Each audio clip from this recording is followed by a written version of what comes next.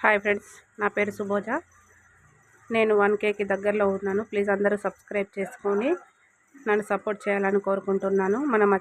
మనం వండే కర్రీ వచ్చేసి పచ్చి బఠానీ టమాటా ఆలుగడ్డ కర్రీ. చాలా బాగుంటుంది. ఇలా వండితే పచ్చి బఠానీ నానబెట్టింది కాదండి, కాయలు తెచ్చుకొని ఒలుచుకొని చేసుకోవాలి. అట్లయితేనే అది హెల్త్కి మంచిది.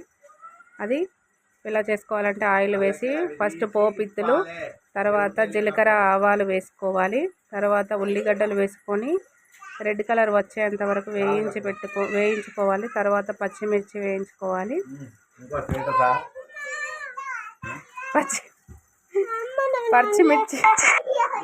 పచ్చిమిర్చి తర్వాత అల్లం వెల్లుల్లి పేస్ట్, తర్వాత పసుపు వేసుకొని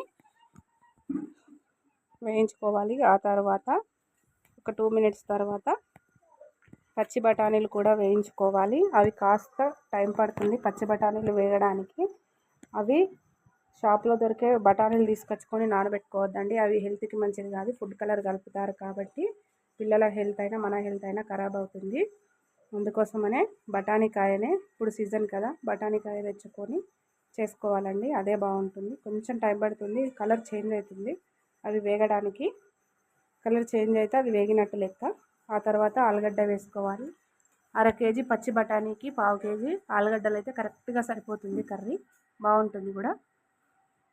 ఇవన్నీ బాగా మగ్గనివ్వాలి. మగ్గనిస్తే చాలా బాగుంటుంది. చుక్క వాటర్ పోయాల్సిన అవసరం లేదండి, చాలా బాగా కుదురుతుంది. కుక్కర్లో కదా మనం వేసేది, బాగుంటుంది కర్రీ. ఆ తర్వాత టమాటా కూడా వేసుకోవాలి.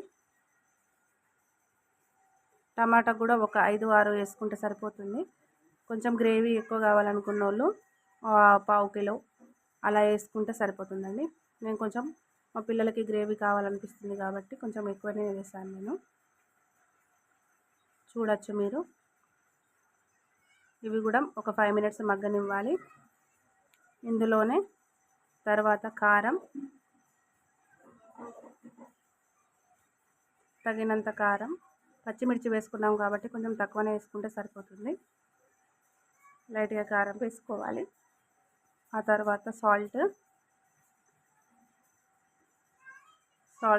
కారం, మసాలా అన్నీ ఒకటేసారి వేసేస్తే మళ్ళీ వేయాల్సిన అవసరం ఉండదు, మళ్ళీ కలపాల్సిన అవసరం ఉండదు. నేను ఇలా చేస్తాను, టైం వేస్ట్ చేయను, తొందరగానే చేసేస్తాను.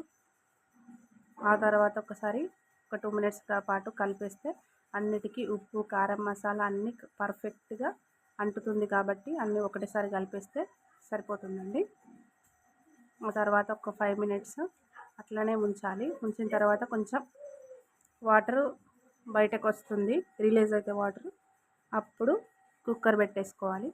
కుక్కర్ క్యాప్ పెట్టేసుకొని ఒక 5 మినిట్స్ హై ఫ్లేమ్లో ఉంచితే అయిపోతుంది. కర్రీ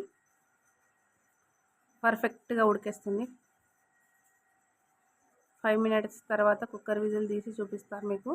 ఆలుగడ్డ కానీ బఠానీకాయ కానీ ఎలా ఉడికిందో మీరు చూడొచ్చు లైవ్లోనే.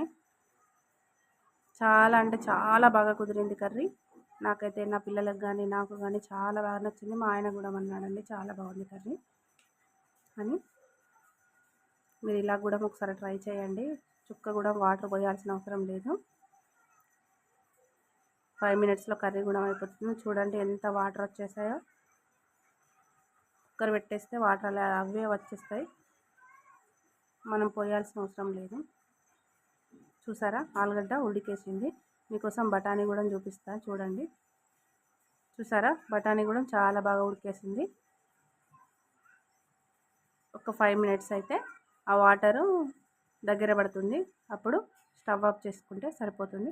చూడండి అయిపోయింది, దగ్గరకు వచ్చి